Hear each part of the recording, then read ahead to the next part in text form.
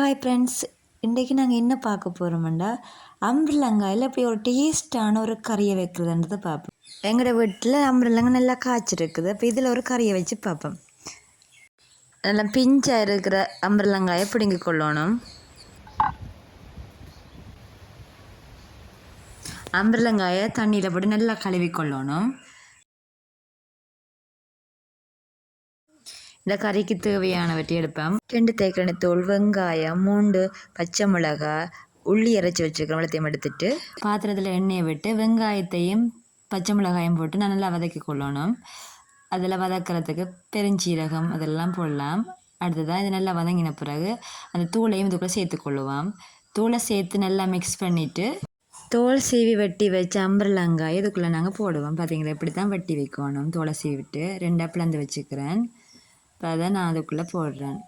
அதோட அரைச்சி வச்ச உள்ளியும் சேர்க்கணும். தண்ணியையும் விட்டு, இதுக்கு பால் விட தேவையில்லை, தண்ணியையும் விட்டு ஒரு 10 நிமிஷம் அளவில் நல்லா வேக வைக்கணும்.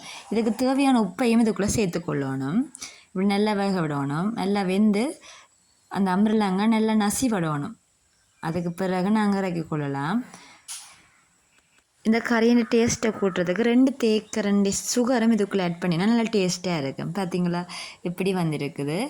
நீங்களும் இப்படி டேஸ்ட்டாக அம்புலங்காய் கறியை வைக்கலாம். இந்த வீடியோ உங்களுக்கு யூஸ்ஃபுல்லாக இருந்தால் லைக் பண்ணுங்கள், மறக்காமல் சப்ஸ்கிரைப் பண்ணி விடுங்க. தேங்க்யூ ஃபார் வாட்சிங்.